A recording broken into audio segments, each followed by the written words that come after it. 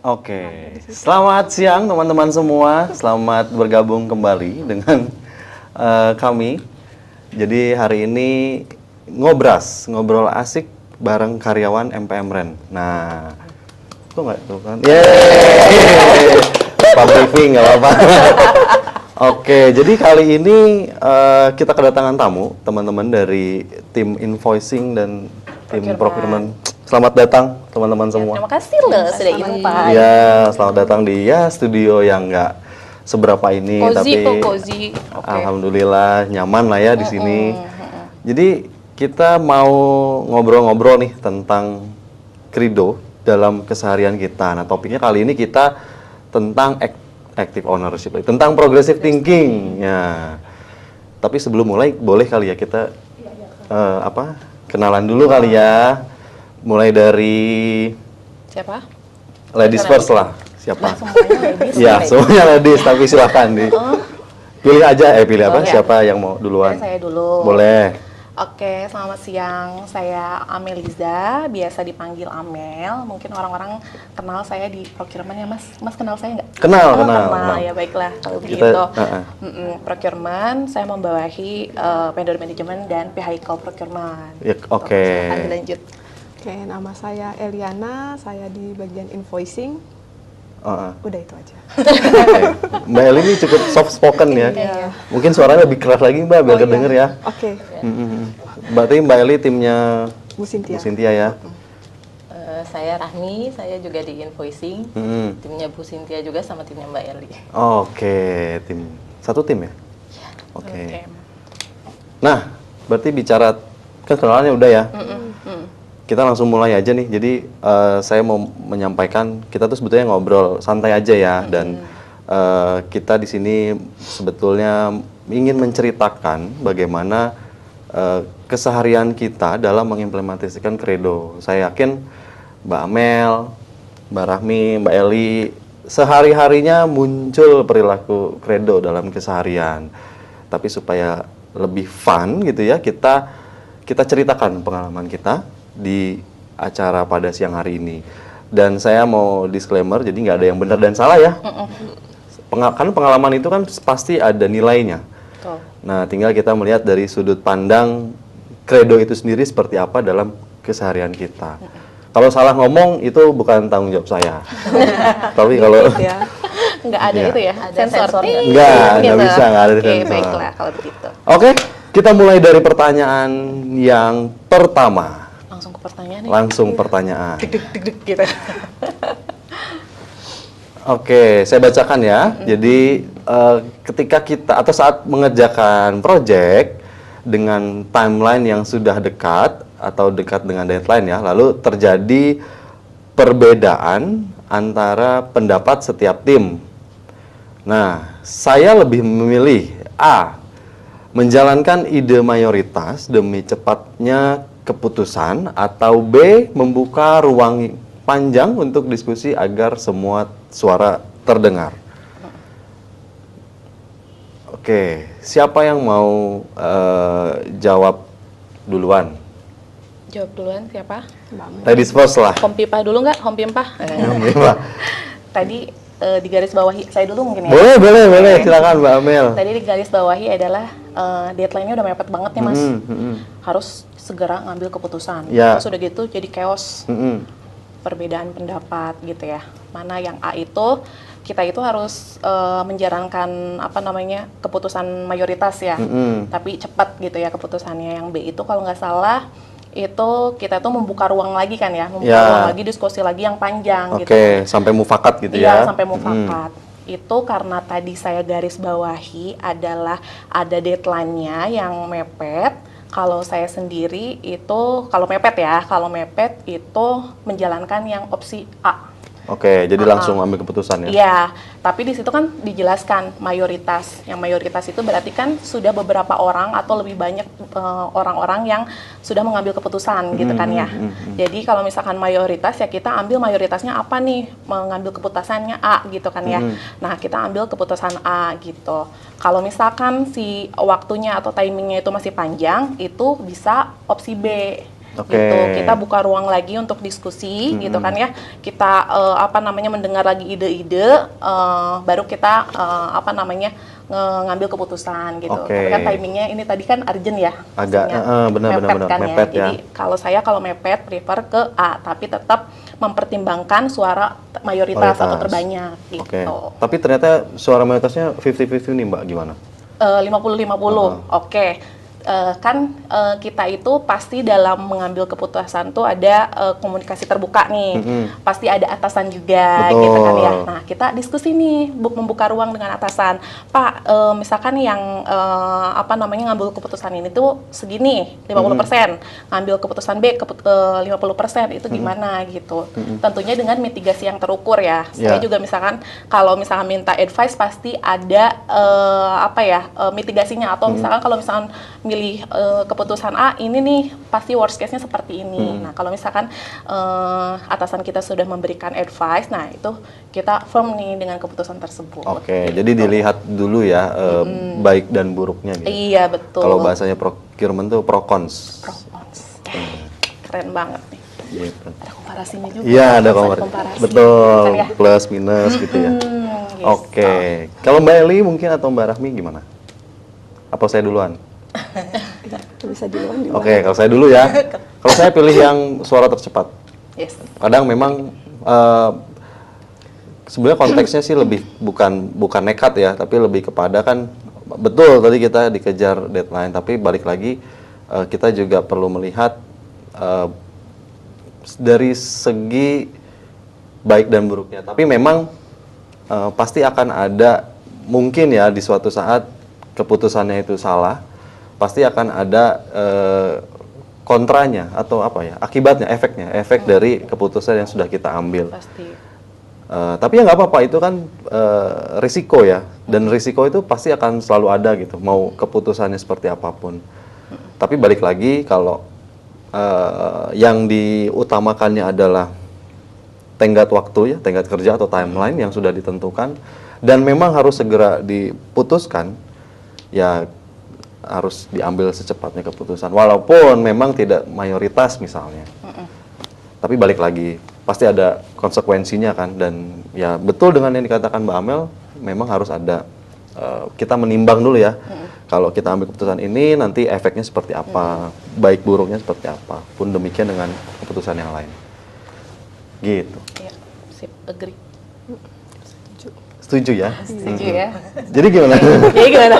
Berbeda pendapat nggak kita? Kalau berbeda pendapat nggak apa-apa? Iya, nggak apa-apa. Sama ya? Jadi lebih cepat ya?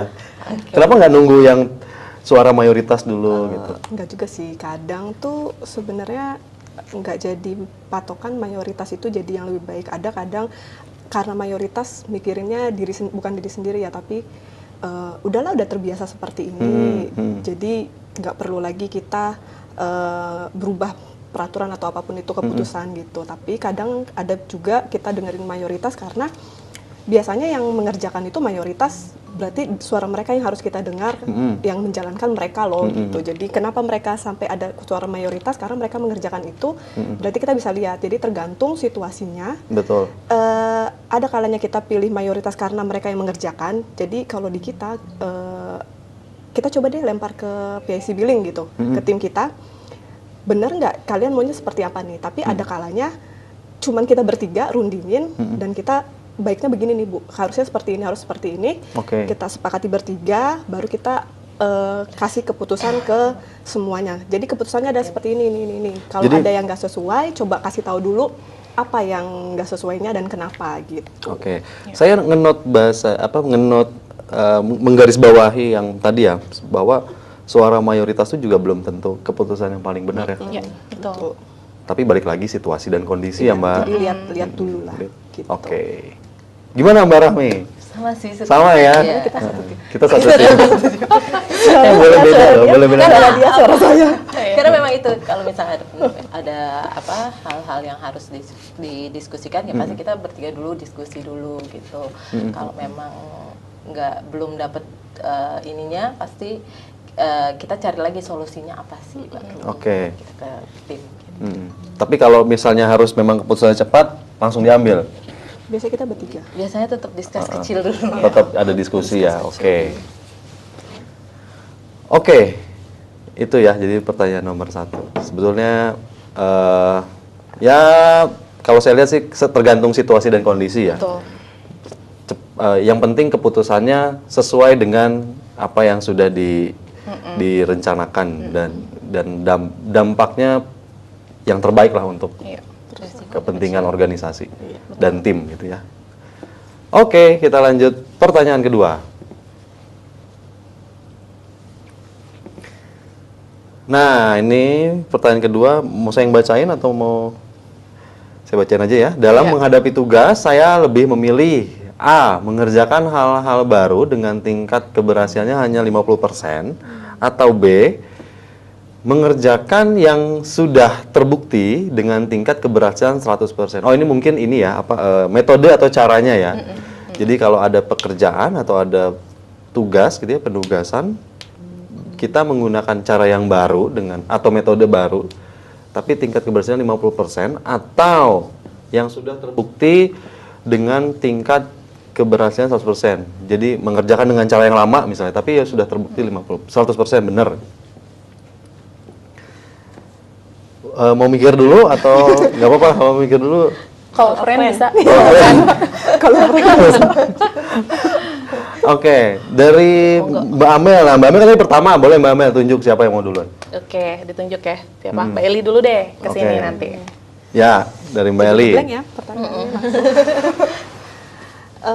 Mungkin karena ini kan pribadi ya, jadi saya coba jawab pribadi. Saya sukanya tuh semuanya tuh teratur. Jadi A, B, C, D itu kalau bisa itu memang sudah dicoba, udah diini sehingga mendapatkan yang udah pasti 100% gitu. Ketika hal baru itu saya harus tahu dulu caranya bagaimana nih. Ketika udah tahu yang cepat tapi benar, nah itu juga saya akan kayak habis ini terus ini, habis ini terus ini. Jadi semuanya tersusun gitu. Jadi kalau dibilang pasti saya pilihnya yang B. Yang 100% benar dengan saya sudah observasi dulu gimana caranya. Untuk benar itu dengan cepat, tepat,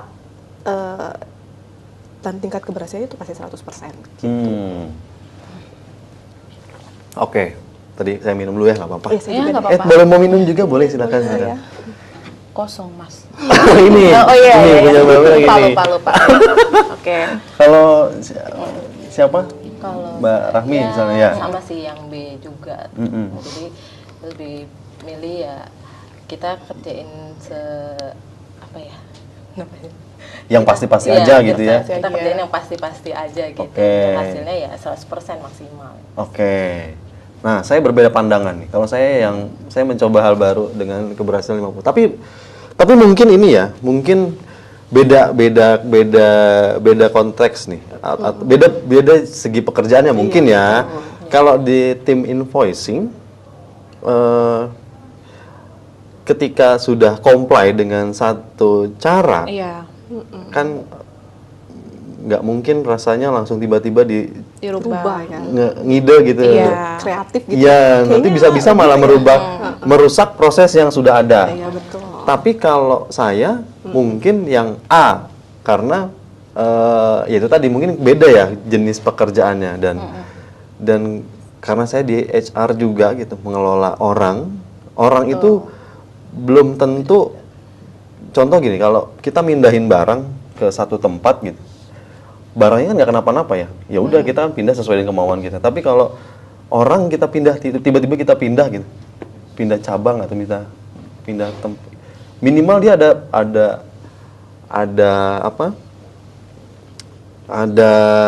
bukan penolakan ya, tapi bereaksi gitu.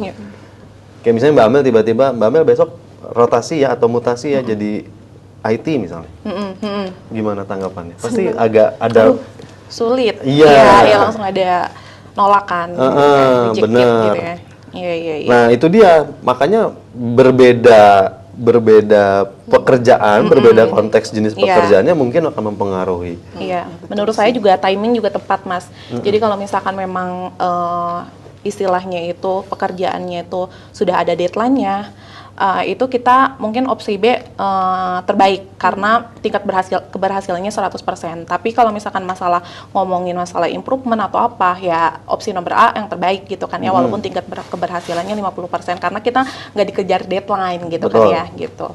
Nah, walaupun tingkat keberhasilannya menurut saya plusnya yang si opsi A, walaupun tingkat keberhasilannya itu 50%, tapi pada saat kita mencoba menemukan satu metode yang lebih simple, ya kan, lebih efisien gitu kan. Nah, itu bisa jadi tingkat berhasilannya lebih dari 100% gitu. Bisa jadi metodenya itu lebih baik gitu kan ya gitu. Lebih cepat. Jadi menurut saya ada plusnya juga sih untuk opsi A. Tapi kalau misalnya timingnya mepet, ya yang pasti-pasti aja lah gitu kalau menurut saya.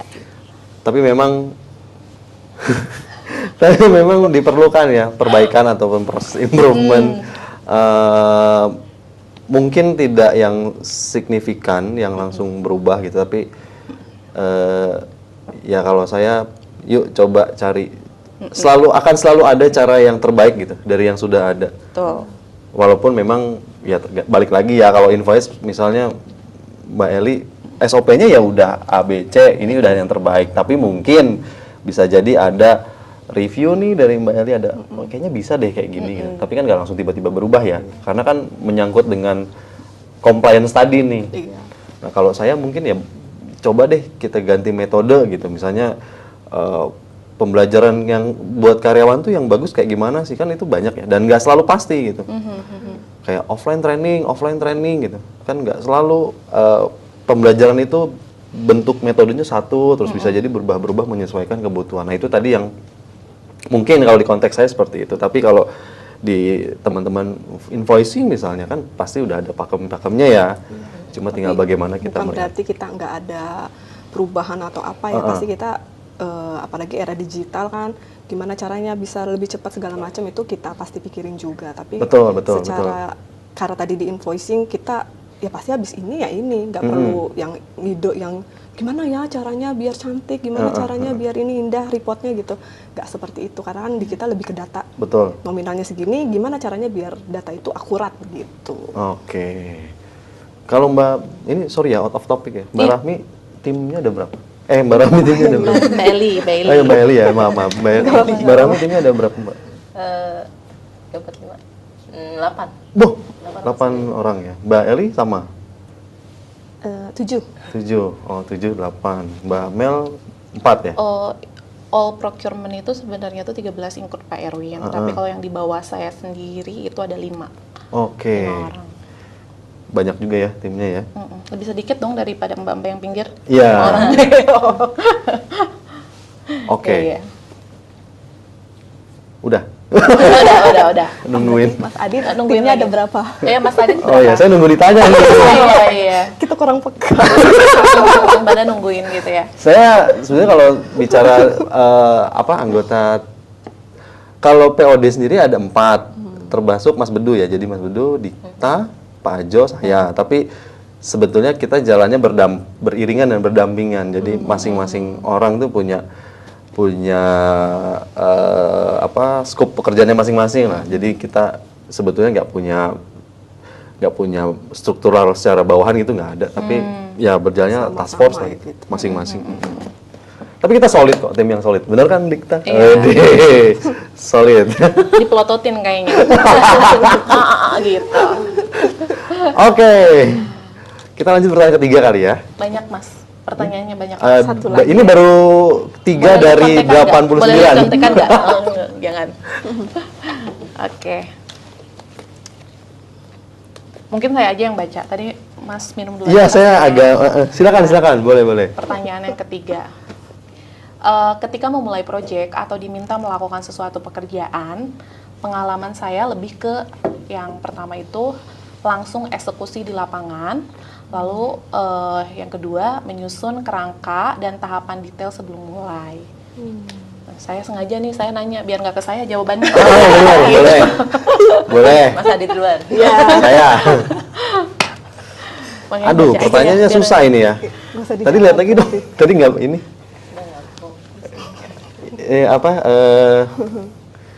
Langsung eksekusi di lapangan atau menyusun kerangka kerja. Ini kembali lagi nih, tipikal orang kan beda-beda ya. Kalau pengalaman saya saya lebih banyaknya ke yang A sih ya, langsung eksekusi. Langsung eksekusi. Langsung eksekusi. Oke. Tapi memang contoh misalnya kalau pekerjaannya yang daily rutin gitu ya, yang oh ya udah yang memang keseharian itu langsung execute. Tapi kalau memang bentuknya kayak butuh kerangka kerja yang jelas, ada timelinenya, ada orang-orang yang lain yang terlibat misalnya, rasanya lebih tepat yang B. Iya. Tapi kalau melihat day to day-nya, misalnya pekerjaan yang sehari-hari kita lakukan, Betul. ya langsung execute aja ya, langsung dieksekusi. Di lapangan. Betul, Betul. langsung eksekusi. Tapi kalau yang perlu, ya tadi bentuknya project misalnya ya, Iya. project Harus pasti matang dulu kan. betul Matang perlu dulu. ada persiapan nggak tiba-tiba Persiapan. langsung. Iya. Karena kalau misalkan kita persiapannya nggak mateng pada saat ngeeksekusi itu kita kayak back and forth gitu, karena persiapannya atau detailingnya tuh nggak jelas dulu di awal gitu.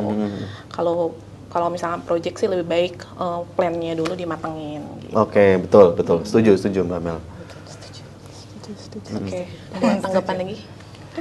Boleh nggak setuju ya? Iya, boleh Misalnya nggak setuju ya. sama saya gitu. Iya. Setuju. Bener.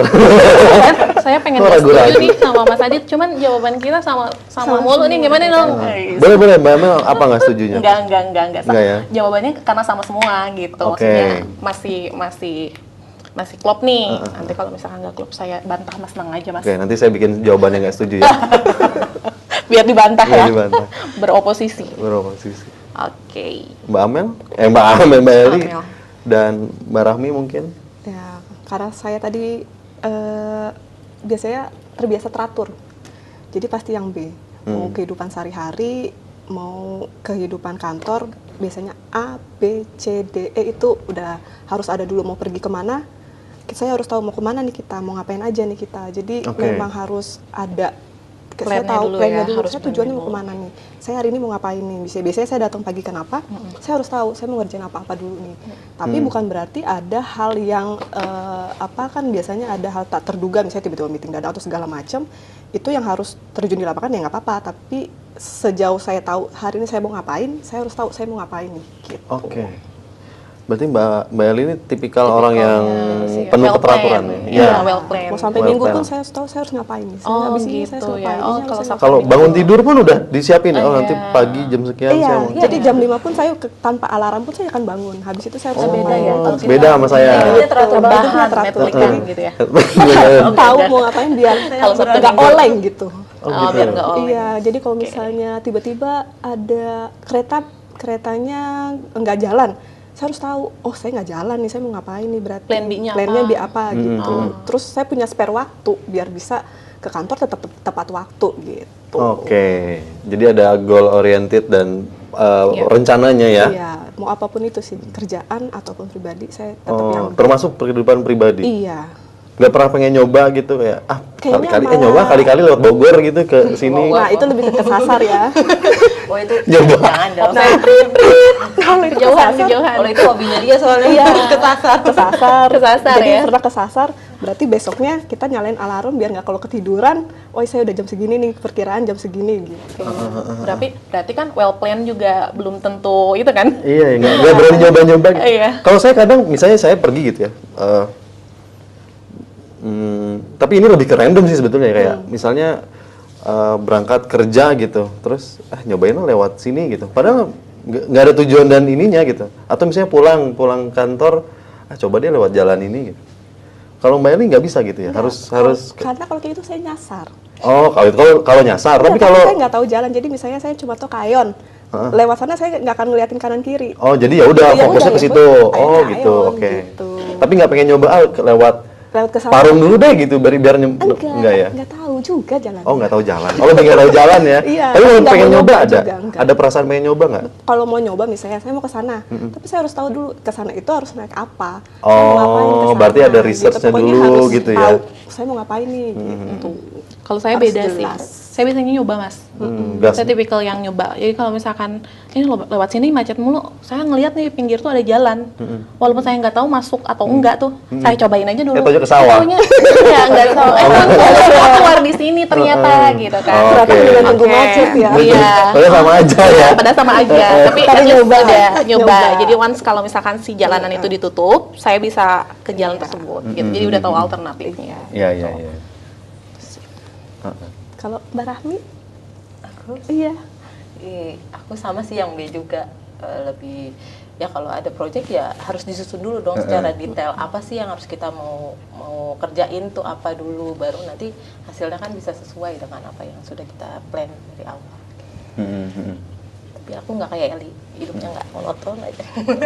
Kalau aku sama kayak Mbak Amel, suka coba. Kalau lewat sini macet, lewat sini. Oke. Kalau ngomongin jalan. Berarti makanan pun sama ya, Mbak? Iya. Makanan jadi pun kalau kalau- makan tuh, kalau Solaria ya Solaria aja. Oh, Bisa Oke. dari situ-situ.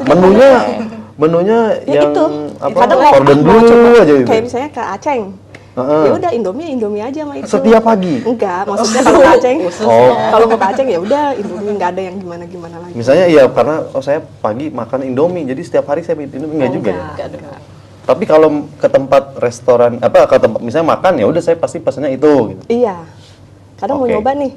Kayaknya enak nih misalnya mau coba mie goreng. Kayaknya enak mie goreng. Yang dipesan akan mie rebus juga gitu.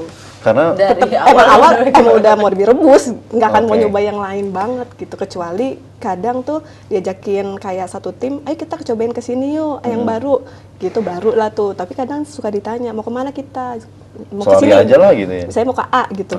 Oh iya, kita pakai outfit yang mana ya? Jadi harus tahu tempatnya biar, oh ya saya mau pakai yang ini deh. Nanti kita foto di sini Berarti deh. ini ya foto di sini benar-benar ya. di Iya. dalam begitu pekerjaan pun sebenarnya. berarti hampir mirip tuh harusnya. Iya, semuanya begitu. Pasti begitu Di ya. rumah pun begitu. Tuh. Jam juga sama berarti ya kalau misalnya Iya, jadi saya waktu tahu saya tidur, jam- waktu Iya, betul sekali. wah saya nggak bisa tuh. enggak. Karena kalau saya penuh dadakan dan penuh Kalau dadakan tuh hal-hal yang nggak terduga aja, tapi saya nggak akan nyoba gitu. oke. Ingin sekali untuk mencoba itu. Hmm. Oke, menarik. Gimana mau coba seperti Mbak Eli? Jadi mau Coba tidur saya mau planning. ngapain? Ya, Mungkin boleh. membosankan ya. Gitu ya. Mungkin bagi orang membosankan, tapi buat saya itu me Iya. time-nya saya gitu. Dan Iya. itu Itu apa saya kesenangan menyenangkan. ya? Maksudnya Iya, kayak saya tuh seneng gitu. ih gua hari ini Ngapain, full day full nih day, apa iya. sesuai dengan jadwal yang sudah saya Iya, rencanakan. ketika ada yang misalnya saya kan sering datang pagi, tiba-tiba meeting, nggak apa-apa, orang report saya sudah selesai dari pagi gitu. Saya bisa Oke. santai, saya bisa ngerjain yang lain gitu. Tapi berarti Aman cocok kok, ya gitu. di invoicing, karena invoicing kan Bentuk keteraturan. pekerjaannya Iya. keteraturan gitu. Kalau misalkan saya pribadi kan procurement itu banyak project-project yang berbeda, dealing with people juga pasti berbeda gitu. Jadi nggak yang melulu Terus seperti monoton itu terus ya. Jadi gimana cara untuk ngobrol antara A sama B juga bisa berbeda gitu. Jadi memang diperlukan dinamisnya gitu kalau di procurement sendiri. Ya balik lagi ya ke jenis konteks pekerjaannya ya. Kayaknya kalau saya di finance kurang cocok sepertinya. Karena saya kurang teratur orangnya. Bosen juga mungkin. Dan iya benar-benar. Karena yang nggak tahu ya kadang ada aja gitu nyoba ide-ide yang bukan ide ya tapi pekerjaan apa kegiatan yang mungkin tidak terencana gitu terus tiba-tiba terbesit nyoba deh. Tapi kalau kayak Mbak Eli kayaknya harus Iya. terperinci. Kalaupun ya itu tadi kalau misalnya tiba-tiba ada dadakan kayak gitu, saya udah punya planning datangnya lebih pagi. Saya punya planning, saya nyusun apa dulu, semua yang udah saya tahu, yang saya bisa lakuin, saya akan lakuin dulu sehingga hal-hal yang baru saya bisa lebih incas di situ. Oke. Dicatat berarti Pak. Ada catatan nih? Banyak sekali. Luar biasa. Luar biasa sekali. Di handphone Ada. nama saudara ini, nama ini itu Oh ada. gitu. Nama saudara maksudnya? Kan kadang suka lupa ya. Ini manggilnya apa kan saya Oh, datang. catatan kecil gitu iya, ya. yang udah ini manggilnya apa itu saya ada. Oke. Jadi ketika mau ke rumah ini, oh rumah ini kita, oh manggilnya ini. Oh, gitu. oke. Biasanya lupa manggil. Karena Mbak Eli juga lupaan ya. Iya. Oh, karena pelupa. Iya, karena saya sadar diri, semuanya saya catat. Gitu. Oke. Iya, Tapi iya, bagus iya. tuh. Bagus. Ntar lah saya abis ini saya akan catat Catatlah pengeluaran. pengeluaran Pengeluaran. sama utang. Kalau pemasukan nggak usah dicatat ya. Itu nggak usah. Itu ingat. Saya Itu udah ingat ya. Itu pasti udah Iya. segala pasti bulan. tanggal Kalau itu udah, iya. 25, Kali ini iya. udah ingat. Ah, tiba-tiba tanggal 15 sudah habis. Iya. Ah. Nah itu. Oke. Iya. Oke. Seru. Selanjutnya pertanyaan keempat.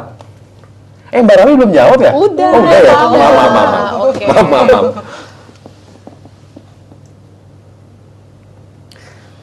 Nah, ini pertanyaan keempat ya. Ada 2 orang. Satu orangnya kreatif tapi bikin chaos. Satu lagi rapi tapi tipikalnya yang kaku gitu. Nah, lebih pilih kerja yang mana? Si kreatif atau si rapi? Boleh nggak kalau kreatif tapi rapi? Jarang gitu. Jarang ya, Jarang. kreatif biasanya. Kalau rapi takutnya dia kayak bukan takut ya, tapi maksudnya kalau rapi pasti kaku gitu. Iya. Nanti dia, Mostly ya, iya, mostly begitu ya. makanya Betul, nanti dia nggak mau berkembang gitu. Itu aja gitu stuck di situ. Kalau kreatif tapi bikin chaos. Mm. Saya sih lebih kreatif lebih.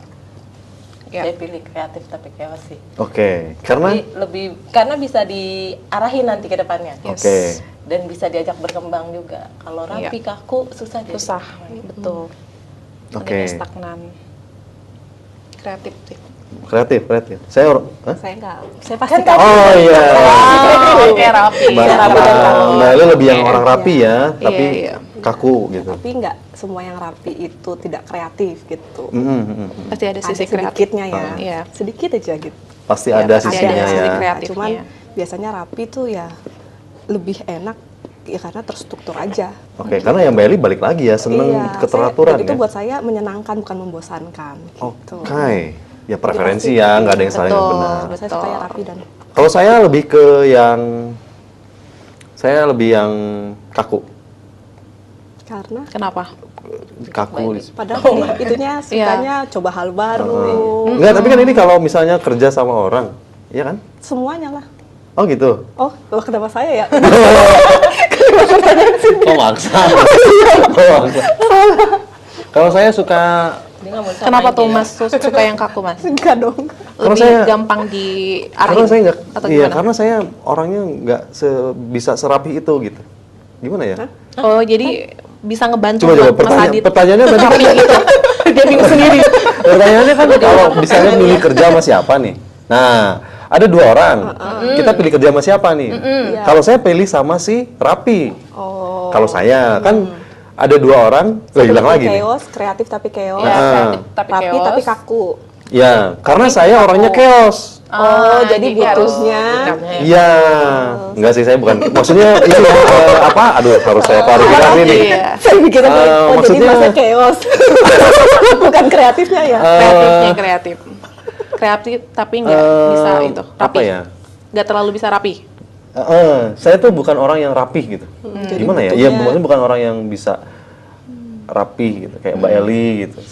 Saya tuh ya chaos mungkin. Tapi chaosnya dalam tanda arti, kreatif. iya kreatif. Nggak cocok berarti kita. Waduh. Nggak cocok katanya. Ya saya tuh suka orang yang rapi gitu. Karena saya merasa tidak rapi gitu. Jadi saya seneng dengan orang yang rapi. Jadi harus saling melengkapi Betul. ya. Nah kayak saya sama Mbak Eli nih, kayaknya kita cocok Mbak. Apakah saya ada Widih, potensi pindah ke? ada itu Tapi membosankan nggak nih? envelope nggak yang saya dengar nih. Membosankan nggak nih? Kalau menurut saya kreatif itu penting ya, maksudnya chaos tuh bisa diarahin, Iya, gitu. Tapi kreatif itu menurut saya tuh bisa membawa ke arah yang lebih Baik ya. gitu sama kreatif karena sometimes orang kreatif itu dia nggak bisa rapih betul, tapi dia bisa nge-creating sesuatu yang value-nya lebih impactful kalau menurut saya gitu. Jadi saya sih prefer ke yang kreatif, tapi walaupun kreatif bisa menciptakan value yang lebih impactful kalau menurut saya. Oke. Jadi yang kreatif ya. Tapi punten nih Mbak, punten. Kreatif. Oh iya, punten aku udah nggak bisa, saya nggak kreatif, lebih kreatif. Ini punten banget nih. Disclaimer ya, Iya, iya, nggak apa-apa. kreatif gitu. Kreatif, Orang Mbak. Sunda mah ya nggak bisa. Oke. Kalau itu pantak gitu kan, Pantak, pantak juga fitnah. gitu. Fitnah, gitu. Heeh. Gitu ya. Jadi lebih seneng yang itu ya. Yang kreatif walaupun kadang suka bikin chaos sih dalam tanda kutip, mungkin bukan chaos Bukan, ya. bukan chaos, mungkin semangat agak banget kan. apa ya? Agak liar. ngoboy. Ya, agak ngoboy gitu. gitu. Ya, ya, ya. Pantesan kamu cocok sama Hani, sama yang gitu ya. Kalau Karena saya kreatif. cocok ya. sama siapa kok tadi cocok sama ini, cocok sama ini. Saya cocok sama siapa tuh? Nah, itu. Ada yang mau cocok sama saya nggak? Tolong hubungi. Ya tolong hubungi gitu. Oh, kalau Mbak Rahmi rata-rata orangnya ini ya. timnya dia lucu semua. Oh. Beneran. Tapi kerjaannya gitu ya. Enggak dong. Oh iya bagus juga bagus maksudnya. Hasil akhirnya Iya. sesuai. Cuma Tapi kadang bercanda, gitu. banyak intrik gitu. Jadi Iya. banyak dinamikanya Iya, gitu ya. kreatif bener-bener kreatif. Nah, ini gimana nih kreatif benar-benar kreatif itu gimana nih? Beneran maksudnya Mbak bisa nggak gini? Bener bisa nggak gini? Beneran mungkin gara-gara Gen Z Mengeluarkan kali ya. ide-ide yang Di luar aneh nulur. gitu. Oke, di luar nurul ya. Dan orangnya Oke. rame-rame gitu. Kadang kita kalau suka bercanda, kita nggak butuh yang lucu, kita butuhnya yang pinter gitu. Karena biasanya di tim saya orangnya kaku memang. Oke. Banyak yang lebih serius, tapi kerjanya bagus gitu. Di tim dia ketawa-tawa, kerjanya bagus juga gitu. Oke. Jadi Bukan memang tolak sesuai ukur lah lah ya. gitu. Ya, tidak menjadi patokan ya. Yang penting kerjanya kelar, bener gitu. Berarti mayoritas Mbak Rahmi, tapi duduknya gimana sih Mbak? Kalau procurement kan Iya, pembagian gimana sih procurement tuh? berjajar gitu. Oh, ini vehicle. Iya, Terus- ini vehicle, ini vendor management, ini general spare part. Di Oke. sini di paling ujung Pak Erwin. Kalau invoice berarti Sini Mbak Rahmi, sini saya. satu layer gitu ya. iya. Berarti kalau yang berisik Di gitu-gitu situ udah. itu bagian Mbak Rahmi berarti. Jadi tuh berisik tuh di situ sama Bu Cynthia. Sini set gitu. Enggak, padahal emang nyambung aja gitu. Oke. Ayo Jadi ketawa seru mulu, gitu ya. iya. Pada ngadu semuanya sama Mbak Oke, Rahmi. kalau yang Mbak Eli lebih yang Iya, kalem-kalem. kalem, ditinggal juga dia bisa. Nah kalau ini jam 5 tiba-tiba datang Mbak konsultasi gitu. Bisa nggak gini, bisa nggak gitu. Ada Oke. aja. Iya. Seru ya berarti. Seru memang. Seru ya, ada dua kubu. Ada gitu dua ya. kubu. Tapi pernah ada konflik nggak Mbak? Wow, enggak. Enggak. Saya pancing terus nih. Ayo. Ada konflik nggak? Enggak ada dong. Nggak ada ya. Akur selalu. Akur ya. Akor. Akur ya. Akur ya. Oh, akur ya masih senyum. Ini mencurigakan nih. Enggak akur. Bener-bener akur. Akur ya. Semoga ini ya semakin kompak ya. Iya, sebelum kesini ini di grup udah di-share. Apa tuh? Jangan lupa tonton. Oh, iya. Jangan lupa ini itu tuh. Oke. Itu timnya Mbak Rahmi tuh yang ini Enggak, ya. Bu Cynthia. Oh, Bu Cynthia. Hore-hore. Hore-hore. Bu Cynthia sih lebih bisa menyesuaikan ya. Makanya Maksudnya. saya kemarin, Bu Cynthia sini aja coba. Oh gitu. Pasti lebih rame. Oh gitu ya. Nantilah next ya kita. Dengan ketawa yang khas. Iya, Bu sampai lantai Cynthia. 3, Iya. bagus kan. Nah, cobain deh, Oke. Diomongin. Iya. coba deh. Ini ya Bu Cynthia. Bukan saya ngomongin ya Bu ini. Oh ya, saya juga enggak ya, kepancing doang. Oke. Ya. Oke, kita bahas selanjutnya ya. Oke.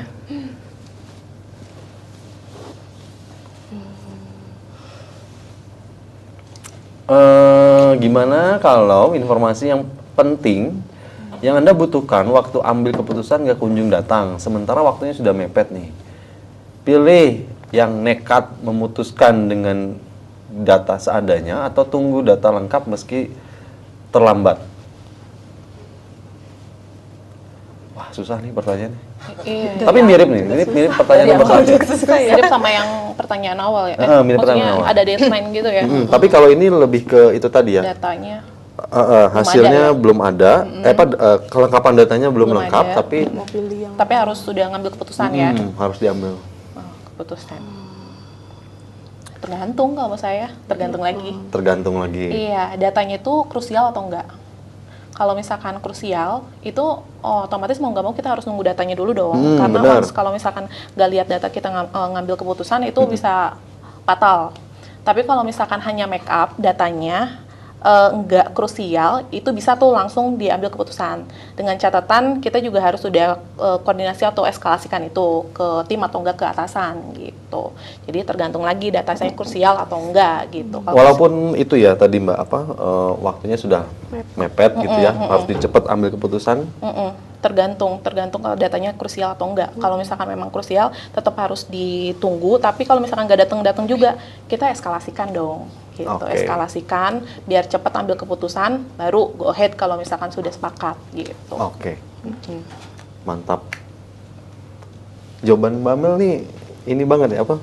Aman maksudnya ya. Aman banget harus gitu. ya, Aman banget Kak gitu. Aman Kak? Gitu. Iya kayak Aman Pak. saya mau aman, nyari Bu. celahnya tapi susah nih. Coba-coba dikulik Iya, coba. iya, iya. Bisa. Oke, kalau Mbak Rahmi atau Mbak Eli? Beda aja dulu. Kamu gini, pengen gitu. Gimana? Berarti Mas Adi dulu deh. No, kok ke saya. Kalau saya ya, ini balik lagi sih, lebih ke apa? Balik lagi lebih ke keputusannya seberdampak apa? Kalau dampaknya yang menyangkut terhadap kepentingan yang besar gitu, dampaknya mungkin ke aspek finansial misalnya, atau misalnya kayak procurement kan pasti dampaknya finansial banget ya. Betul. Kayak pembelian unit kan ada hitungannya ya Mbak, Oh iya, maksudnya betul. kayak perbedaan komparasinya, terus Betul. ketika udah mepet mana nih Betul. yang harus diputuskan, kan dampaknya itu nggak bisa langsung Nggak bisa diputuskan. langsung, betul. Harus ada apa ya Mbak? Apa? Harus ada data atau evidence-nya dulu kan. Dan memang harus ada hitung-hitungannya, baik dan Hitung-hitungannya. buruknya ya. Betul. Kalau saya bingung saya jawabannya apa ya? Tapi saya nanggepin ya. Kita lewatin aja. Tapi sebenarnya kalau misalkan kita tuh ngambil keputusan, tapi momennya udah nggak ada tuh, udah miss the moment, itu juga menurut saya nothing mas. Jadi sia-sia. Jadi once kita udah ada keputusan, momennya itu udah hilang, itu menurut saya sia-sia. Misalkan kita udah ngambil keputusan A gitu, tapi udah lewat gitu loh. Misalkan tendernya tuh udah lewat, udah close gitu Jadi misalkan ya. nggak ada pengaruhnya juga ya? Jadi maksudnya ya jadi nggak berharga aja? Iya, nggak berharga aja gitu. Jadi memang timing itu tepat gitu. Makanya tadi yang saya jelasin itu di awal tuh dinilai dulu nih datanya tuh krusial atau enggak gitu. Kalau misalkan krusial, kita tunggu dulu datanya sampai ada. Kalau misalkan nggak krusial, ya kita kan bisa langsung itu kan, bisa langsung mengambil keputusan gitu kan ya. Gitu. Dengan mempertimbangkan timingnya itu. Kalau misalkan pas timingnya itu perlu segera diambil keputusan, ya mau nggak mau sih, kalau datanya juga belum ada, ya mau nggak mau kita ambil keputusan dengan kita komunikasikan ke atasan atau kepada tim gitu. Oke. Karena sayang juga kan kalau misalkan miss the moment gitu, keputusannya udah ada tapi momennya udah hilang gitu kan. Itu menurut saya keputusan yang tidak tepat pada saat diambil pada saat si momennya itu hilang gitu. Oke. Sia-sia.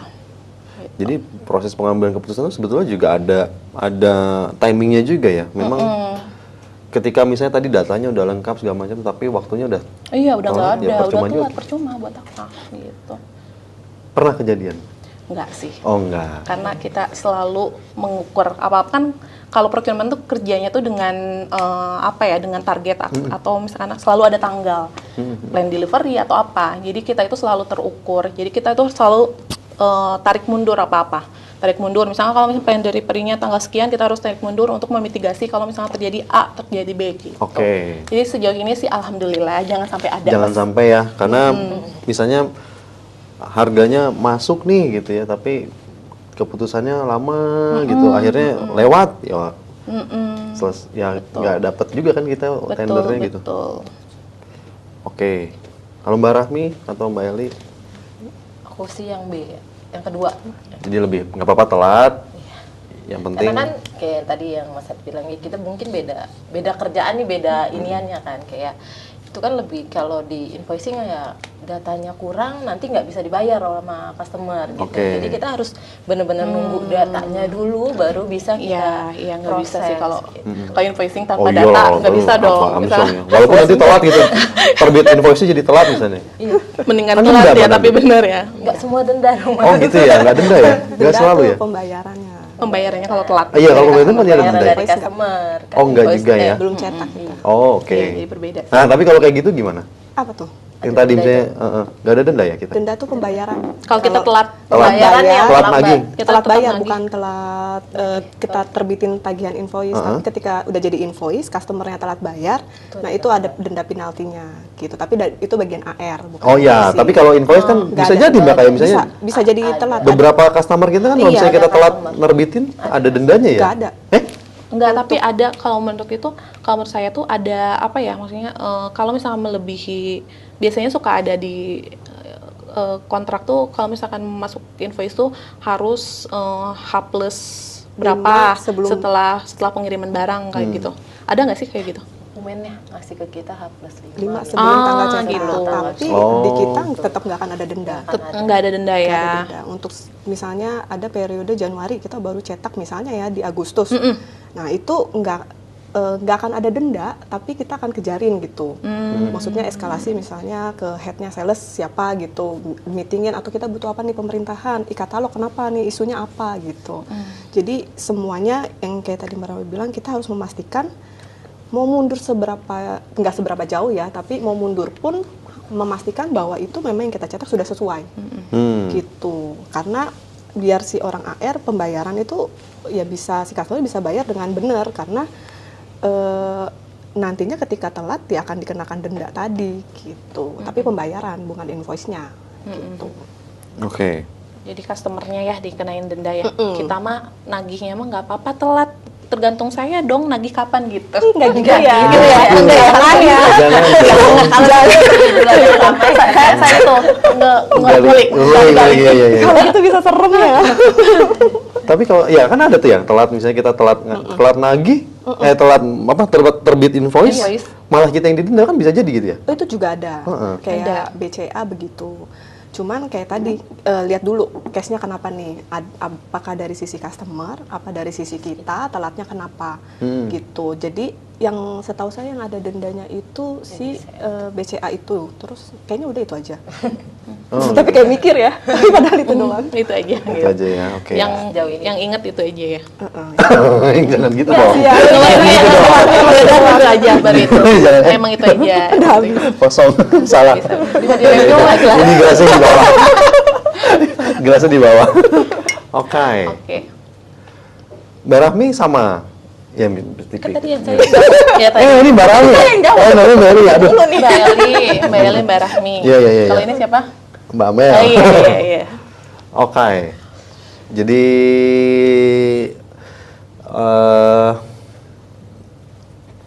lupa saya mau ngomong ulang nih. Aduh. Jadi apa Mas? Ya itu ya, apa? Tergantung Ya, tadi ya, ya. tergantung ya. benar. Tergantung kondisi. Dan pekerjaan kita Lihat. masing-masing ya. Lihat Oke. ininya juga. Ada lagi tambahannya? Pertanyaan? Enggak, lanjut. Oh lanjut, oke, pertanyaan selanjutnya. Udah selesai ya? Enggak, belum selesai kan ya? Belum, kan baru 6 kan 89 pertanyaannya. Oke. Sampai besok pagi gitu ya. Sampai besok pagi ya.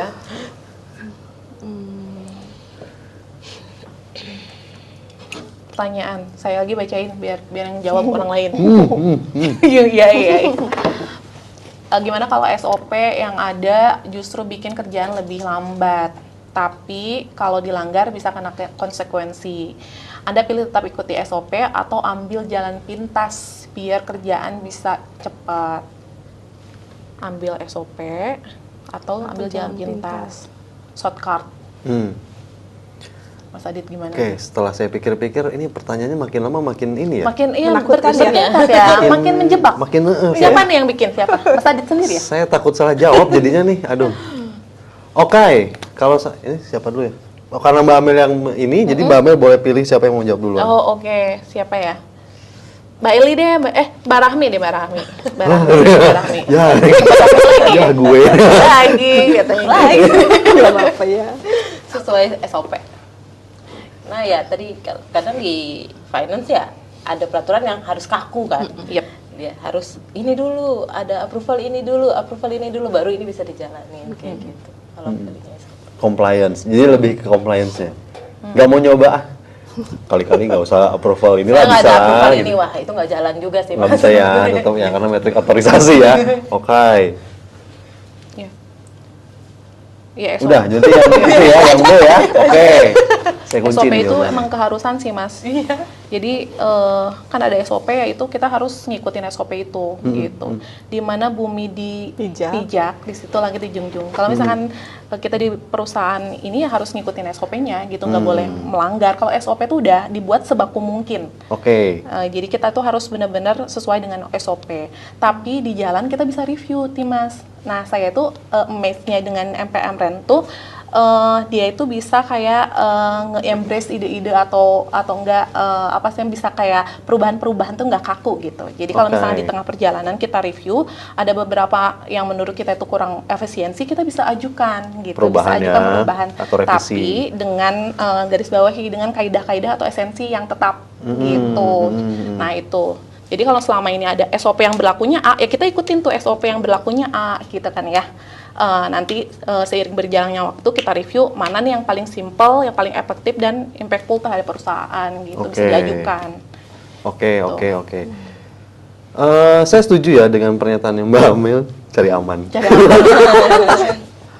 Tapi kalau SOP bener kan Mas, kita harus ngikutin SOP dong. SOP memang betul dibentuk untuk ya namanya juga standar operating prosedur ya, jadi memang dibakukan. Tapi ada masanya mungkin berubahnya zaman atau berubahnya zaman nggak tuh, berubahnya kondisi, berubahnya proses kerja. Itu kan perubahan itu kan sesuatu yang pasti gitu. Kalau kata Parinto dulu waktu sebelumnya Parinto pernah cerita, perubahan itu kan keniscayaan. Jadi tinggal kitanya bisa mengikuti perubahan itu atau enggak. Pun demikian dengan pekerjaan. Pekerjaan itu kan A, B, C, D misalnya. Prosesnya A, B, C, D. Mungkin besok itu udah berubah nih, udah nggak A, B, C lagi. Betul. Ya memang artinya kan SOP-nya harus disesuaikan dengan si prosedur atau dengan proses yang ada saat ini tanpa merubah esensi atau melanggar dari peraturan. Betul, agree. Gitu. Jadi, tapi konteksnya gini Mbak, saya coba perkecil lagi ya. Misal nih, perubahan SOP itu nggak bisa langsung kan? Nggak bisa langsung, betul. Sekarang Mbak Amel mengerjakan A, B, C, D misalnya. Terus di tengah jalan, proses B, C itu kan A, B, C, D. B, C-nya itu menyakitkan gitu. Kayak, gila nih buang-buang waktu. Bener, gitu. kayak, ngapain sih harus gini, kenapa nggak begini? Tapi sedangkan ngerubah SOP itu kan nggak langsung, oke besok berubah, revisi, kan ada prosesnya juga gitu ya. Nah Mbak Amel akan tetap berdarah-darah dulu, lalu ini, atau udahlah, shortcut aja gitu? Esensinya tetap dapat atau enggak sesuai dengan SOP gitu kan. Jangan sampai ada yang dilanggar esensi dalam SOP itu gitu. Kalau misalkan selama tidak melanggar SOP, ya kita bisa shortcut. Gitu. Orang dalam SOP-nya A, ya kita mau misalkan jalan B, C juga dalam SOP-nya yang penting A kan. Gitu. Ya udah go ahead gitu. Sembari nanti kita perjelas, make it clear gitu loh. Ajukan revisinya, flow prosesnya diperjelas nih gitu kan ya. Tapi kalau misalkan dalam waktu itu kita perlu untuk shortcut tanpa mengurangi esensi, tanpa mengurangi kaidah-kaidah yang ada di SOP, ya go ahead gitu. Yang penting esensi dan kaidah di SOP-nya tidak dilanggar gitu. Selama tidak keluar jalur gitu ya? Iya, betul. Oke. Koreksi ya kalau misalkan salah, punten. Punten. Ada PNP. Kalau yang tadi kalau yang tadi lebih ke takutnya ada salah ngomong gitu ya? ya? Iya, takut ada salah ngomong gitu sebenarnya. Tapi bener kan? Betul. Aman banget kok. Aman kan? Gitu. Ya, aman banget Kak. Oke. Gimana menurut Mbak Eli sama Mbak Rahma? Rahmi. Mbak Rahmi ya, Mbak Eli. Nah, kalau saya setuju kalau esensinya tujuannya ke situ. Kadang finance itu invoicing ya, kita memang harus sesuai sama peraturan kan. Misalnya approval pun harus A, B, C, D. Kalau sampai misalnya harus sampai Pariski, ya harus sampai Pariski dulu. Tapi ada kalanya ini customer minta urgent gitu misalnya. Kalau nggak dicetak sekarang, sedangkan pengajuannya baru sampai misalnya masih sampai saya. Terus apa yang dilakuin? Kita eskalasi ke atasan bahwa gimana nih Bu, ini butuh urgent. Yang penting atasannya itu tahu, dan yang buat keputusan bukan kita, bukan kita, tapi atasan misalnya bilang nggak apa-apa paralel, kita bisa cetak invoice-nya sambil itu bisa jalan gitu. Sambil routing lanjut. Dan ada juga ya ada beberapa case juga ya seperti itu, dan ada juga memang yang kita memang saklek nggak bisa, harus sampai ke Pamars dulu misalnya. Karena apa, nominalnya atau periodenya terlalu jauh, atau ini butuh memang harus sampai ke Pamars, keputusan ini bukan di tangan kita, harus ke legal, harus ke sini gitu. terkesannya aduh ribet banget sih, apa-apa Pamars, aduh ribet banget sih, ini kok salah mulu. Kenapa kita seringnya dibilangnya seperti itu ya, aduh ribet banget sih, aduh kok apa-apa ke Pamars, kok ini semuanya harus full dulu. Karena kita menghindari hal-hal yang nantinya itu impact-nya tuh ke customer dan pembayarannya gitu. Karena kita pernah juga bisa nih paralel, ternyata si customer-nya itu udah kita cetak invoice-nya, Pamars nggak approve lah. Udah gimana nih jadinya? Udah ditagih gitu. lagi. Udah ditagih lagi nih, nggak approve nih gimana? Jadi menghindari hal-hal yang seperti itu terlihat kaku, terlihat sulit sih, aduh ribet banget sih, aduh salah mulu sih, harus sampai ke sini ke situ. Karena kita punya prosedur yang ujungnya bisa kita tagih loh. Sesulit itu di awal, tapi enak loh impact-nya sampai ke nanti. Gitu. Peraturan itu kan dibuat memang untuk dilanggar. Tidak, Oh, tidak salah.